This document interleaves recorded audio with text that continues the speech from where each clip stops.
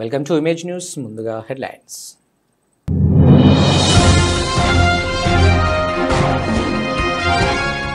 ఆశా వర్కర్లతో ప్రభుత్వం చేసుకున్న ఒప్పందం మేరకు ఆదేశాలు విడుదల చేయాలని కోరుతూ సిఐటి ఆధ్వర్యంలో కాకినాడ కలెక్టర్ వద్ద పెద్ద ఎత్తున ధర్నా.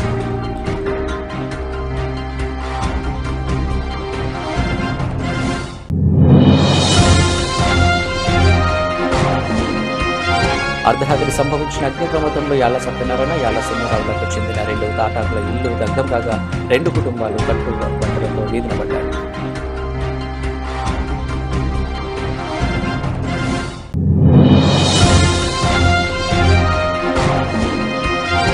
మురవల్ల నిత్య కళ్యాణేశ్వర శ్రీ భద్రకాళి సమేత శ్రీ వీరేశ్వర స్వామి భక్తజనంతో ఆలయ ప్రాంతం అంతా శివనామ స్మరణతో మారుమోగుతుంది.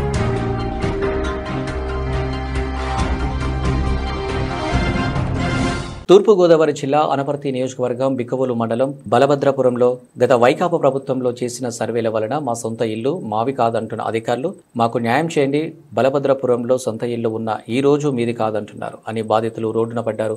గత వైకాపా ప్రభుత్వ హయాంలో నివాస గృహాలు ఉన్న పలు సర్వే నంబర్లను నిషేధిత జాబితాలో పెట్టడం వలన తాము తీవ్ర ఇబ్బందులు ఎదుర్కొంటున్నామంటూ బలభద్రపురం గ్రామానికి చెందిన పలువురు బాధితులు ఆందోళన వ్యక్తం చేస్తున్నారు. బ్యాంక్ లోన్స్, వారి పిల్లలు పెళ్లిలో కూడా ఆగిపోయే పరిస్థితి, డబ్బులు తెచ్చుకోవడానికి లోనుకు వెళితే ఈ ఇల్లు మీది కాదు అని ప్రభుత్వం దాన్ని చూపిస్తుంది అని, మరియు మెడికల్ సీట్స్కి సంబంధించిన కూడా ఈ విషయంపై ఆగిపోవడం జరిగిందని బాధితులు ఆవేదన వ్యక్తం చేస్తున్నారు. గత సంవత్సరం నవంబర్ నుండి పలుమార్లు కలెక్టర్ ఆఫీస్, మండలం రెవెన్యూ కార్యాలయం చుట్టూ తిరుగుతూ ఉన్నా ఎవరు పట్టించుకోవడం లేదు అని కూటమి ప్రభుత్వం స్పందించి నియోజకవర్గం ఎమ్మెల్యే నల్లమిల్లి రామకృష్ణారెడ్డి సమస్యకు పరిష్కారం చూపించాలని కోరారు. గత ప్రభుత్వం చేసినటువంటి నిర్వాహకం వల్ల ఈరోజు మా విలేజ్లో ఉన్నటువంటి హౌస్ ఓనర్స్ అందరూ కూడా నానా ఇబ్బంది పడుతున్న బలభద్రపురం గ్రామంలో గత ప్రభుత్వం చేసిన నిర్వాహకం వల్ల ఈ రోజున అనేక ఇబ్బందులు పడుతున్నారు. అంటే 22 కొట్టేస్తారు కాబట్టి మెడికల్ సీట్లు రాక కొంతమంది ఇది లోన్ పెట్టుకుంటున్నారు, మెడికల్ సీట్ కానీ వాడు లోన్ ఇవ్వని అంటున్నాడు బ్యాంక్ వాడు. చేను అమ్ముకుంటే వాడు రిజిస్ట్రేషన్ అవ్వడం లేదు, బ్యాంక్ వాడు అయితే అప్పు ఇవ్వడం లేదు. ఇది ఇలాగ ఈ 22లో పెట్టేయడం వల్ల మనం అనేక ఇబ్బందులు పెడుతున్నారు. దీన్ని ఏళ్ళ వారి త్వరితగతిని ఈ సమస్యను పరిష్కారం చేసి 22A నుంచి విముక్తి చేయవలసిందిగా కోరుతున్నాం. ఎప్పటి నుంచి సమస్య పోరాడుతున్నారు మీరు? ఎప్పటి నుంచి అంటే మాధవలత మేడం గారు ఉన్నప్పటి నుంచి ఆవిడ అదిగో ఇదిగన్నా లిస్ట్ వెళ్ళింది, అది ఆపేసింది. మళ్ళీ ఈ తెలుగుదేశం గవర్నమెంట్ వచ్చాక మళ్ళీ మేము అప్లై చేసుకున్నాం. అప్లై చేసుకుంటే జూలై 15వ తారీఖుని నేను రాజమండ్రి ప్రజావేదికలో ఇవ్వడం జరిగింది. జూలై 19వ తారీఖుని మన ఎంఆర్ఓ గారు కన్యాకుమారి గారు విజిట్కి వచ్చింది మా విలేజ్కి. ఆవిడ రికార్డ్స్ అన్ని వెరిఫికేషన్ చేసుకుని గారు మళ్ళీ 2-3 నెలలు తొక్కేశారు అక్కడ నా పేరుని. తర్వాత కృష్ణనాయక్ గారు వచ్చాక దాన్ని వెరిఫికేషన్ చేసుకుని ఆయన సంతకం పెట్టి మళ్ళీ జేసీ గారు ఆఫీస్ పంపించేశారు. జేసీ గారు ఆఫీస్ ప్రజెంట్ జేసీ గారు ఆఫీస్ కలెక్టర్ ఆఫీస్లో ఇది పెండింగ్లో లిస్ట్ ఉండిపోయింది కాబట్టి ఈ త్వరితగతిని డిలీట్ చేసి మాకు న్యాయం చేయవలసిందిగా మేము అధికారులు కోరుతున్నాం.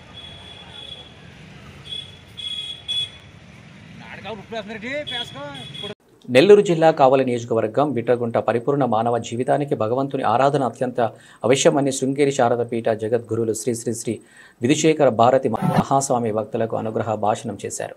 ఆదివారం సాయంత్రం కొండ బీట్రగుంటలోని శ్రీ ప్రసన్న వెంకటేశ్వర స్వామి ఆలయంలో శృంగేరి శారద పీఠాధిపతి విధుశేఖర భారతి మహాస్వామి సమక్షంలో అత్యంత వైభవంగా ఆలయ మహాప్రాకారం, గాలి గోపురం నిర్మాణాలకు భూమి పూజ కార్యక్రమం నిర్వహించారు. ఈ సందర్భంగా కావలి శాసనసభ్యులు కృష్ణారెడ్డి మాట్లాడుతూ విధుశేఖర భారతి మహాస్వామి వారు మన ప్రాంతానికి రావడం భాగ్యంగా చెప్పారు. ఈ ప్రాంతమంతా ఆయన రాకతో పరవశించిందన్నారు. ఆలయ అభివృద్ధికి అందరూ కృషి చేయాలని ఆయన కోరారు. ఈ కార్యక్రమంలో స్థానిక ప్రజాప్రతినిధులు, ఆలయ కార్యనిర్వహణ అధికారులు, స్థానిక ప్రజలు పాల్గొన్నారు.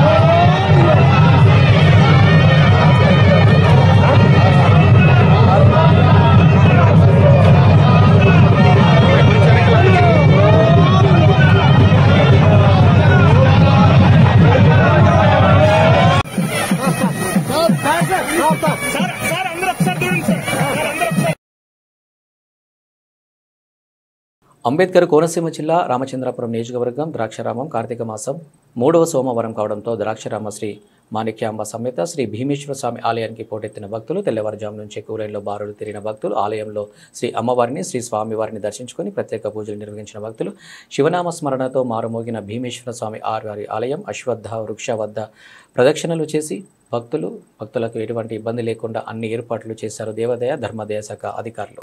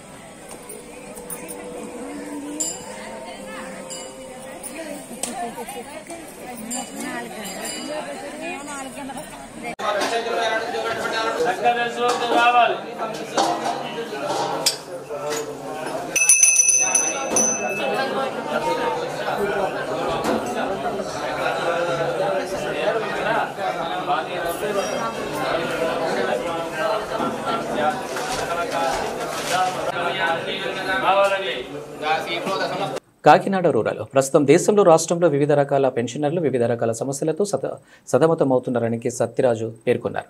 కాకినాడ రూరల్ బోట్ క్లబ్ ఎదురుగా ఉన్న ఈవీఎఫ్ ఆఫీస్ వద్ద ఆంధ్రప్రదేశ్ రిటైర్డ్ పెన్షనర్స్ అసోసియేషన్ పిలుపు మేరకు all pensioners retired personal association ఆధ్వర్యంలో నిరసన కార్యక్రమం నిర్వహించారు. అనంతరం పీఎఫ్ కమిషన్ టీ శివదాస్కు వినతి పత్రం సమర్పించారు. ఈ సందర్భంగా మీడియాతో సత్యరాజు మాట్లాడుతూ ఈపీఎఫ్ 95 పెన్షన్లు అందరికీ కనీసం 9,000 రూపాయలు అదనంగా డీఏతో చెల్లించాలని డిమాండ్ చేశారు. హయ్యర్ పెన్షన్ అమలు చేయాలని ఈపీఎఫ్ కార్యాలయంలో పెండింగ్ ఉన్న హయ్యర్ పెన్షన్ దరఖాస్తులను పరిశీలించాలని ఆయన కోరారు. సీనియర్ సిటిజన్స్ అందరికీ రైలు ప్రయాణాల్లో రాయితీలు పునరుద్ధరించాలని ఆయన డిమాండ్ చేశారు. ఈ కార్యక్రమంలో పెన్షనర్స్ అసోసియేషన్ సభ్యులు పాల్గొన్నారు.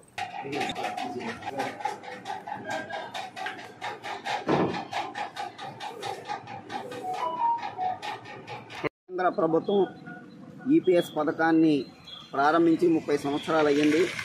ఆ సందర్భంగా పెన్షనర్ల విద్రోహ దినంగా పాటిస్తూ కాకినాడ ఈపీఎఫ్ కార్యాలయం వద్ద all pensioners and retired persons association ధర్నాలు నిర్వహించడం జరిగింది. ముఖ్యంగా దేశవ్యాప్తంగా వివిధ ప్రభుత్వ రంగ ప్రైవేటు రంగ సంస్థల్లో పనిచేసిన ఈపీఎఫ్ పెన్షనర్లు 75 లక్షల మంది ఉన్నారు. వీరందరి నుండి 7,80,000 కోట్ల రూపాయల కార్పస్ ఫండ్ ఉంది. దాని మీద 51,000 కోట్ల వడ్డీ రూపంలో వచ్చింది. అందులో కేవలం 14,000 కోట్ల రూపాయలు మాత్రమే పెన్షన్ రూపంలో చెల్లిస్తున్నారు. మిగిలిన 37,000 కోట్లు ప్రభుత్వానికి తిరిగి జమ కాబడుతుంది. గత 10 సంవత్సరాలు బట్టి కనీస పెన్షన్ 9,000 చెల్లించాలని చెప్పి డిమాండ్ చేస్తున్నాం. కేంద్రంలో ఉన్న బీజేపీ ప్రభుత్వం 2014లో 3,000 ఇస్తానని చెప్పింది. అధికారంలోకి వచ్చిన తర్వాత మొండి చేయి చూపించింది. అలాగే పార్లమెంట్లో వామపక్ష ఎంపీలు కానీ ఇతరులు కానీ ప్రశ్నించినా కానీ తప్పించుకునే ధోరణి తప్ప ఈపీఎస్ పెన్షనర్ల సమస్యల పరిష్కారానికి ఏమాత్రం చొరవ చూపటాలేదు. అలాగే హయ్యర్ పెన్షన్కి సంబంధించిన దరఖాస్తులు 15,70,000 దరఖాస్తులు ఉన్నాయి. వాళ్ళందరూ 1,000 కోట్ల రూపాయలు ఈవేళ కేంద్ర ప్రభుత్వం ఈపీఎఫ్ఓకి జమ చేశారు.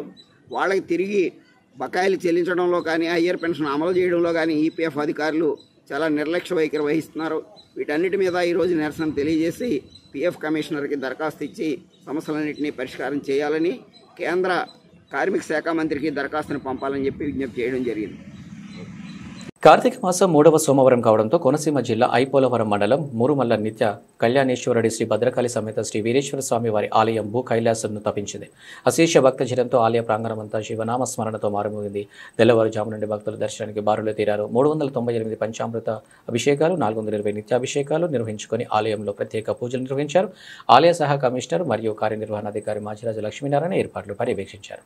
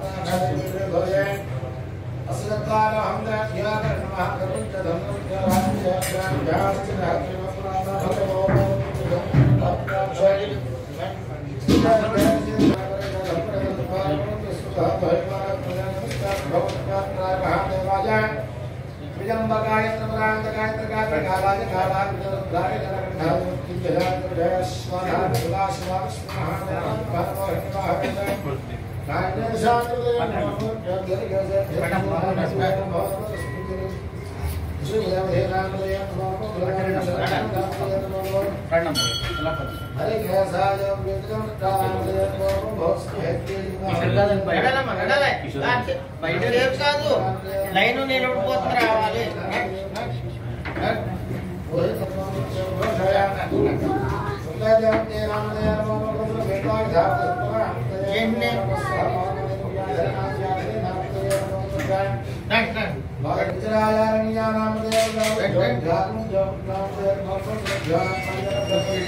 మాట్లాడలేదు అసలు నేను మాట్లాడతాను నువ్వు మాట్లాడలేదు.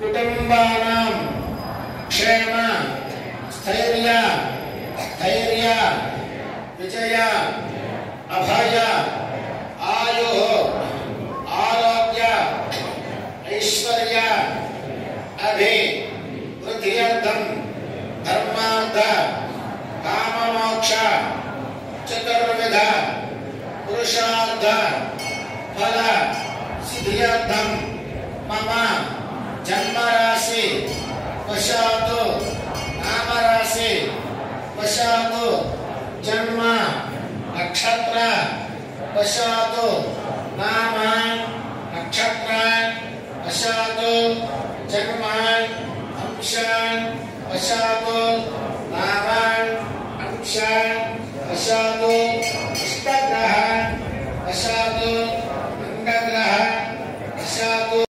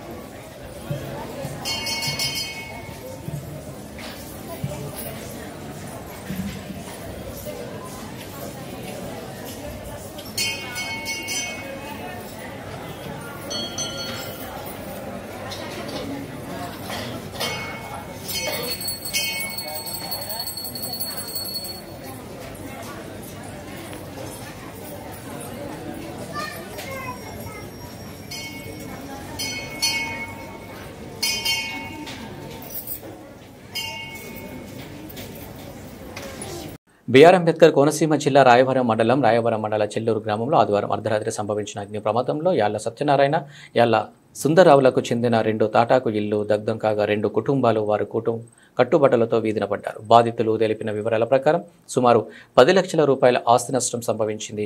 గృహోపకరణాలు, కౌలు ధాన్యం అమ్మగా వచ్చిన సొమ్ము, త్వరలో ఇల్లు నిర్మించుకుందామని దాచుకున్న కొంత సొమ్ము ఈ అగ్ని ప్రమాదంలో ఆహుతయ్యాయని బాధిత కుటుంబాలు బోరున విలిపించాయి. తహసీల్దారు ఐపీ శెట్టి బాధిత కుటుంబాలను పరామర్శించి అగ్ని ప్రమాద వివరాలు అడిగి తెలుసుకున్నారు. ప్రభుత్వ సహాయం అందే విధంగా చూస్తానని బాధిత కుటుంబాలకు హామీ ఇచ్చారు.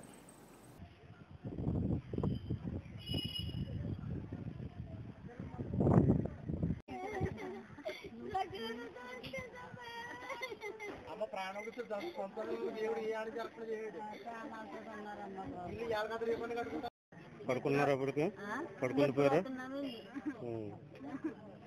ఏం జరిగింది అసలు? మీకు ఎలా ఏం చూసారు? మీరు ఎలా చూసారు? నిద్ర వస్తున్నామండి. అయ్యో ఇల్లు కాలిపోతున్నాయి, ఎకరాల్లో మా ఇంట్లో ఉన్నారా లేదని లెగ్గొట్టారండి. బయటకు వచ్చామండి. అప్పుడు కంటికి పోయినాయా? కాలిపో గుమ్మం దాకా కాలిపోయిందండి బాబు.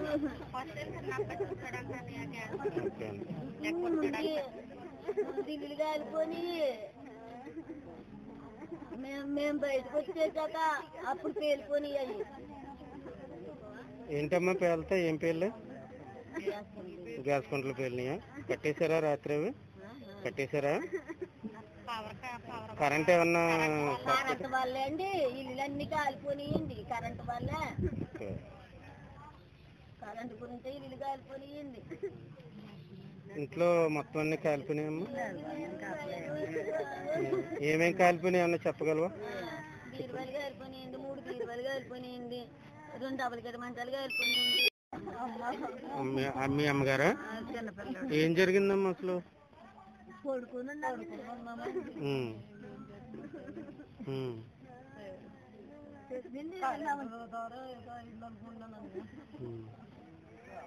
ఎవరికి ఏం అవ్వలేదు కదమ్మా? పట్టుబట్టలతో బయటకు వచ్చారు.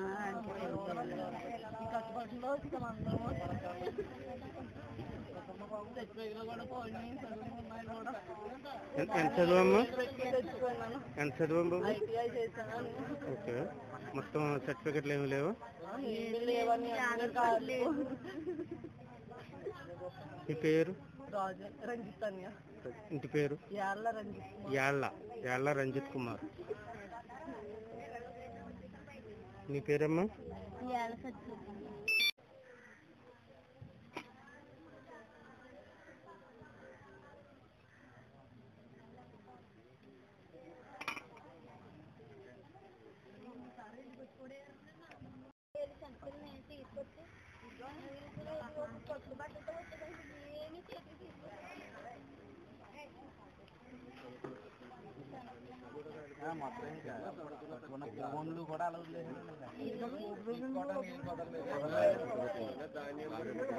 కాకినాడ నగరం ఆశా వర్కర్లతో ప్రభుత్వం చేసుకున్న ఒప్పందం మేరకు ఆదేశాలు విడుదల చేయాలని కోరుతూ సిఐటియు ఆధ్వర్యంలో కాకినాడ కలెక్టర్ వద్ద పెద్ద ఎత్తున ధర్నా నిర్వహించారు. ఈ సందర్భంగా సిఐటియు నాయకులు మాట్లాడుతూ ధరలకు అనుగుణంగా కనీస వేతనం 26,000 రూపాయలు చెల్లించాలని డిమాండ్ చేశారు. ఆశా వర్కర్లు స్థానిక సమస్యలు పరిష్కరించలేకపోతే డిఎంహెచ్ఓ ఆఫీసును ముట్టడిస్తామని హెచ్చరించారు. ఈ కార్యక్రమంలో ఆశా వర్కర్స్ యూనియన్ జిల్లా అధ్యక్ష కార్యదర్శులు వర్ల ఈశ్వరి, చంద్రమల్ల, పద్మ, సిఐటియు జిల్లా అధ్యక్ష కార్యదర్శులు దువాశేషు, బాబ్జీ, చెక్కుల రాజకుమార్ ధర్నాలో పాల్గొన్నారు.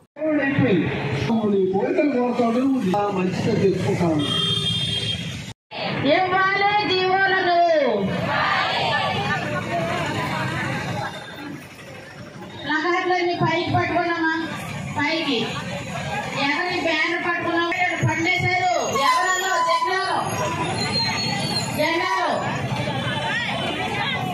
జెండాలో ఆశా వర్కర్స్ ఐక్యత.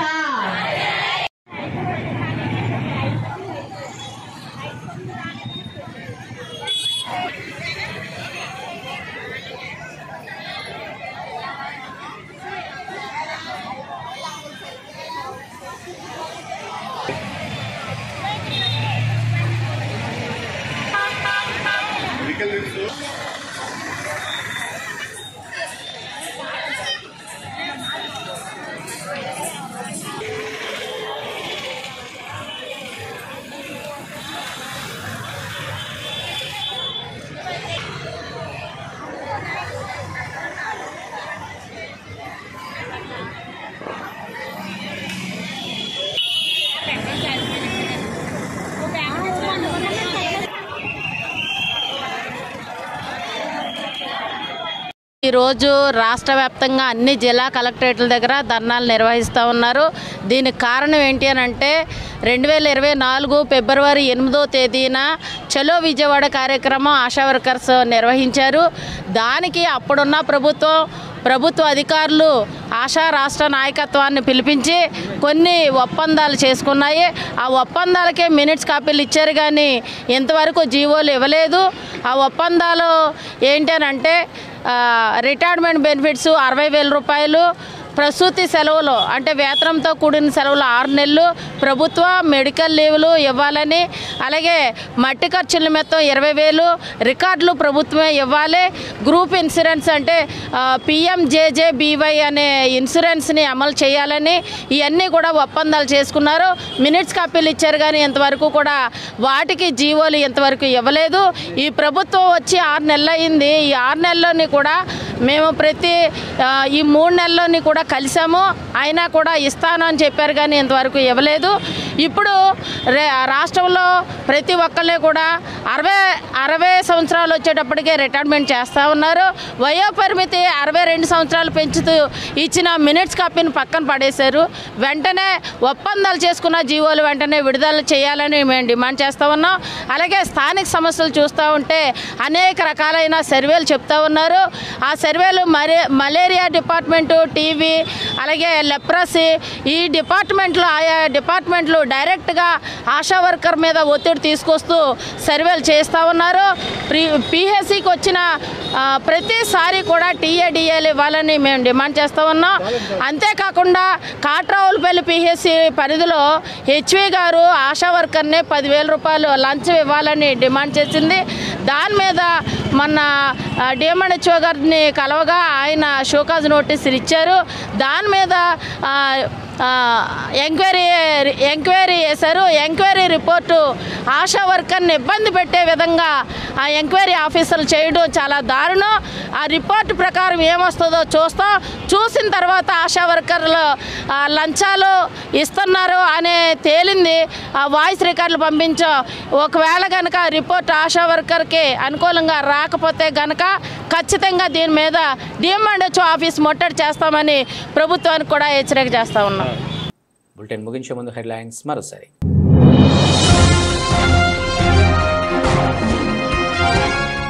ఆశా వర్కర్లతో ప్రభుత్వం చేసుకున్న ఒప్పందం మేరకు ఆదేశాలు విడుదల చేయడానికి కోరుతూ CIT ఆధ్వర్యంలో కాకినాడ కలెక్టర్ వద్ద పెద్ద ఎత్తున ధర్నా.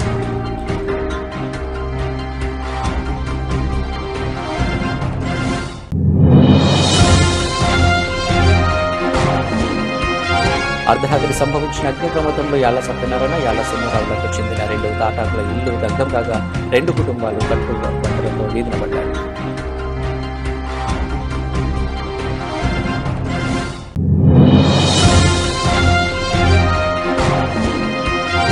మురవల్ల నిత్య కళ్యాణేశ్వర శ్రీ భద్రకాళి సమేత శ్రీ వీరేశ్వర స్వామి భక్తజనంతో ఆలయ ప్రాంతం అంతా శివనామ స్మరణతో మారుమోగుతుంది.